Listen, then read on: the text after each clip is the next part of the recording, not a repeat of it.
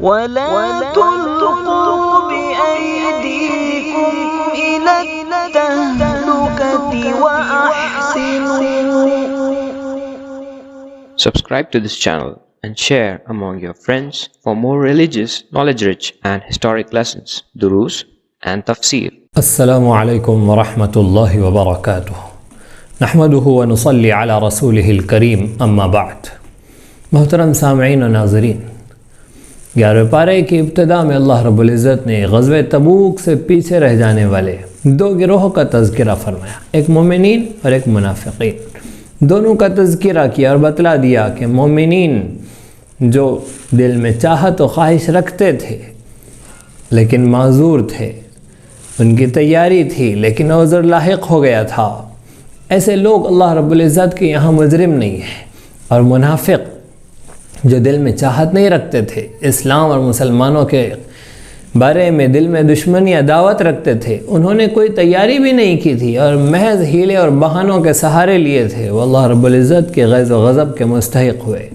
اس طرح سے دونوں گروہوں کا مختلف تذکرہ کیا گیا. ایک اور جماعت 3 صحابہ کی جن کے یہاں کوئی عذر بھی نہیں تھا اور وہ جہاد میں غزوہ تبوک میں شریک بھی نہیں ہوئے. حضرت کعب بن مالک، مرارہ بن ربیع، ہلال بن امیہ، جو تینوں مخلص صحابہ تھے، نہ انہوں نے ہیلے بہانے پیش کیے نہ کوئی عذر پیش کیے، بلکہ انہوں نے بصر و چشم قبول کر لیا، اپنی غلطی کا اعتراف کر لیا. ایک بائیکاٹ کے بعد ان کی توبہ قبول کی گئی. اللہ رب العزت نے ان کی توبہ کی قبولیت کی خوشخبری نازل فرمائی اور پھر ان کا بائیکاٹ بحال ہوا. غرض یہ کہ غزوہ تبوک کا تذکرہ کر کے مسلمانوں کو حکم دیا گیا کہ مسلمان اللہ رب العزت کے حکم کو مانے، تسلیم کرے، یہ تقوی کو اختیار کرے، یعنی خفیہ اور علانیہ دونوں میں تقوی اختیار کرے. منافقین کی مجلسوں کو چھوڑ کر صادقین کے ساتھ، سچوں کے ساتھ، متقین کے ساتھ اپنے آپ کو رکھے. اللہ رب العزت کے حکم کی فرمانبرداری، اطاعت گزاری کرے. اللہ رب العزت ہر شخص کو اس کے عمل کا کامل و مکمل بدلہ دے کر رہیں گے، لہذا رب کے رضا جوئی کے لیے نیکی کے کام پیش کرنا، اس کی اطاعت کرنا، اعمال صالحہ پیش کرنا، تاکہ اللہ رب العزت اس کا بدلہ عطا فرمائے، اور گناہوں سے، اس کی نافرمانی سے بچنا تاکہ اس کی پکڑ سے بچ سکے. یہ حکم دیا گیا.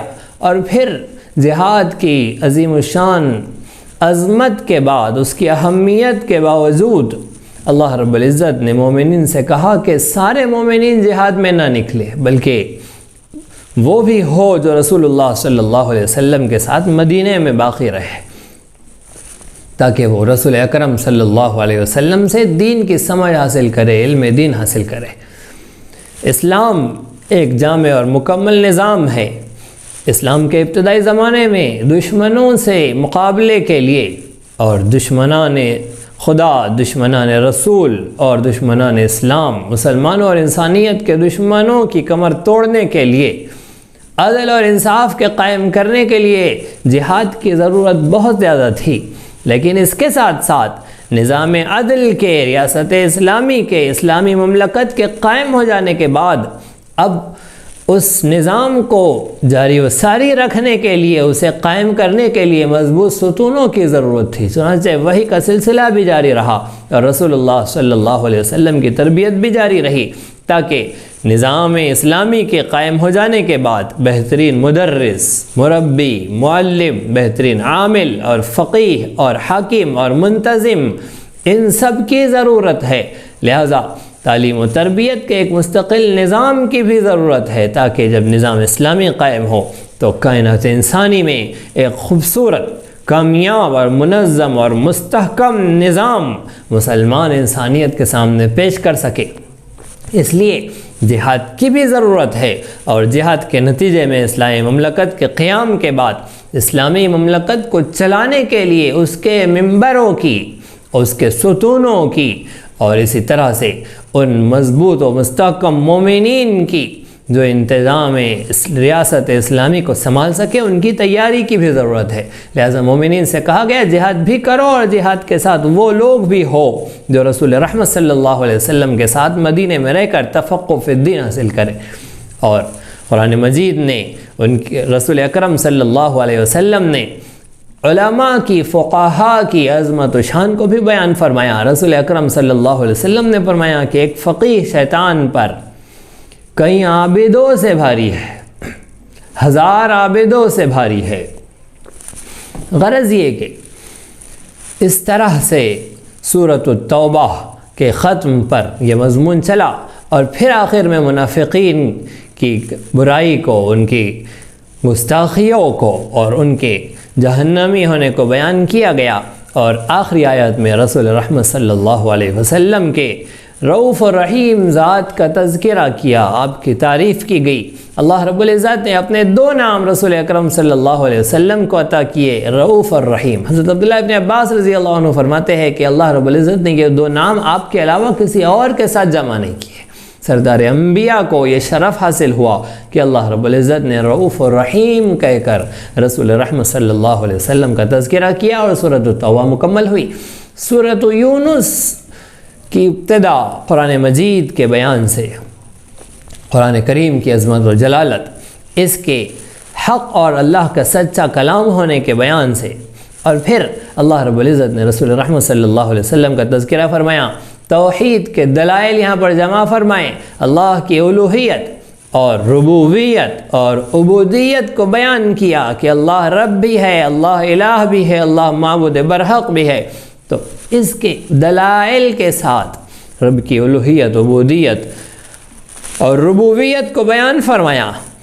ان دلائل کے نتیجے میں 2 جماعتیں ہوگی، ایک تصدیق کرنے والی، ایک تکذیب کرنے والی۔ تصدیق کرنے والے ایمان والے ہوئے، اللہ رب العزت کی رضا جوئی کی راہوں پر چلنے والے ہوئے، اور تکذیب کرنے والوں نے تو اللہ کے کلام کو جھٹلایا، قرآن کریم کا انکار کر دیا۔ ایسے معجز دلائل جنہوں نے عقل مندوں کی آنکھیں خیرہ کر دی، اور انہیں انکار سے باز آ جانے کے لیے سارے دلائل پیش کیے، لیکن وہ تکذیب کرنے والے برابر تکذیب کرتے رہے۔ قرآن کی تکذیب کی، رسول رحمت صلی اللہ علیہ وسلم کی تکذیب کی، وہ رسول جنہوں نے 40 سال ان کے درمیان گزارے، اب وہ کلام پیش کر رہے، تکذیب کر دی، کہنے لگے کہ یہ محمد نے کلام بنا دیا ہے۔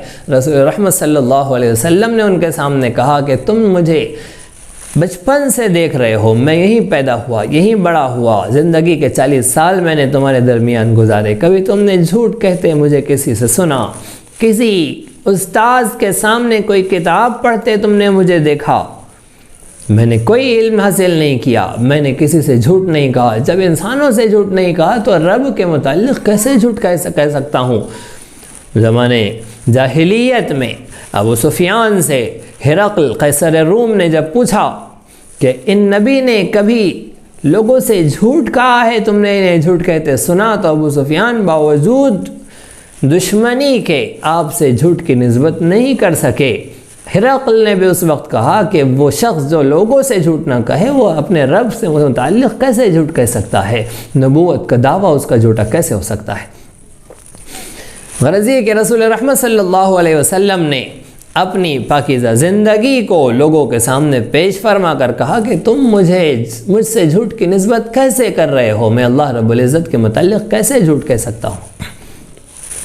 اس کے بعد اللہ رب العزت نے گمراہ لوگوں کی گمراہی کی وجوہات بیان فرمائی کہ کوئی گمراہ کیوں ہوتا ہے۔ فرمایا کہ ایک شخص گمراہی اختیار کرنے کا سبب اس کی جلد بازی ہوتی ہے کہ وہ جلد بازی کرتا ہے، اور جلد بازی میں کبھی تو اپنی اولاد کے لیے ہلاکت کی بد دعائیں کر دیتا ہے۔ آگے فرمایا کہ انسان جاہل واقع ہوا ہے جب کسی شے کی حقیقت سے واقف نہیں ہوتا ہے تو اس کا سرے سے انکار کر دیتا ہے۔ ہونا تو یہ چاہیے تھا کہ جب کسی شے کی حقیقت سے وہ واقف نہیں ہے تو اس کی تحقیق کرتا، جاننے والے کی بات کو سنتا، مانتا، لیکن یہ جاہل واقع ہوا ہے، جلد باز واقع ہوا ہے، جس چیز کو جانتا نہیں ہے اس کا سرے سے انکار کر بیٹھتا ہے۔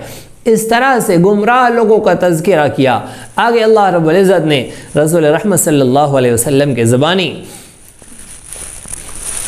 رسالت کے اور توحید کے مضمون کے بعد آخرت کا مضمون بیان فرمایا، اور موت کے بعد دوبارہ اٹھائے جانے کی، حق اور سچ ہونے کو بیان فرمایا، اور آخرت میں اس گمراہی کے نتیجے میں ہلاکت و بربادی کا بیان فرمایا، اور اس نصیحت کے ذیل میں آخر میں 3 واقعے بیان کیے گئے۔ حضرت نوح علیہ السلام کا تذکرہ ہوا کہ نوح علیہ السلام تمام انبیاء اور رسول میں سب سے بڑی عمر والے، ایک طویل زمانہ اپنے انسانیت کی ہدایت و رحمت کے لیے کوشش و محنت کی۔ ان کے بعد حضرت موسیٰ و ہارون علیہ السلام کا تذکرہ ہوا، اور پھر آخر میں حضرت یونس علیہ السلام کا تذکرہ ہوا، جن کے نام سے اس سورت کا نام سورت یونس رکھا گیا۔ حضرت یونس علیہ السلام اللہ رب العزت کے جلیل القدر نبی، 4 جگہ آپ کا نام قرآن مجید میں آیا، اور 2 جگہ آپ کو مچھلی والے کے نام سے یاد کیا گیا۔ حضرت یونس علیہ السلام کا واقعہ بیان ہوا کہ جب آپ نے قوم کو ہدایت کی دعوت دی، قوم نے نہیں مانا تو آپ نے بددعا کی اور انہیں عذاب کی خوشخبری سنائی، اور عذاب کے آنے کے یقینی ہونے کے وجہ سے یقینی مان کر آپ اپنی بستی نینوا کو چھوڑ کر نکل گئے۔ سمندر پار کر رہے تھے، کشتی میں طغیانی آ گئی، واقعہ ہوا، آپ کشتی سے نیچے اتار دیے گئے، ایک مچھلی نے آپ کو اپنے منہ میں لے لیا، اور اللہ رب العزت نے مچھلی کے پیٹ میں بھی آپ کو زندہ رکھا۔ تفصیلی واقعہ ہے۔ ادھر قوم کا یہ حال ہوا کہ جیسے قوم نے عذاب کی نشانیاں دیکھی تو اپنے بچوں کو، جوانوں کو، عورتوں کو، جانوروں کو، ساز و سامان سب ایک میدان میں لا کر اللہ رب العزت کے آگے خوب آہوزاری کی اور سچے ایمان کا اعتراف کیا، ایمان لے آئے۔ اللہ رب العزت نے ان کے ایمان کو قبول فرمایا، اور حضرت یونس علیہ السلام کو پھر مچھلی نے کچھ روز کے بعد اپنے منہ سے، اپنے پیٹ سے باہر نکال کر کنارے پر ڈال دیا۔ حضرت یونس علیہ السلام کا واقعہ ہوا، اور پھر اللہ رب العزت نے آخر میں قرآن مجید ہی کی عظمت و جلالت کو بیان فرمایا کہ اس قرآن کو مان کر، اس پر ایمان لے آ کر، اس کی ہدایت کی تعلیمات کو اپنا کر تم کامیابی کی راہیں اختیار کر سکتے ہو۔ رسول رحمت صلی اللہ علیہ وسلم سے کہہ دیا گیا کہ آپ کہہ دیجئے کہ میں تم پر داروغہ اور وکیل اور نگران بنا کر نہیں بھیجا گیا ہوں، میرا کام تم تک اللہ کا پیغام پہنچانا ہے، صبر کی راہوں کو اختیار کرنا۔ اللہ رب العزت نے سورۃ یونس کو یہاں مکمل فرمایا۔ اللہ رب العزت ہم سب کو صحیح سمجھ عطا فرمائے۔ سورۃ یونس، سورۃ التوبہ 11ویں پارے کے مضامین کو سمجھنے کی، اس کی نصیحت و عبرتوں کو حاصل کرنے کی ہم سب کو توفیق عطا فرمائے، عمل کی توفیق عطا فرمائے۔ اسی طرح دینی، علمی، اصلاحی اور تاریخی دروس و بیانات سے استفادے کے لیے آپ کے اس چینل کو لائک، شیئر اور سبسکرائب کریں۔ یہ نغمہ حور جنت ہے، یہ ساز تم کو بلا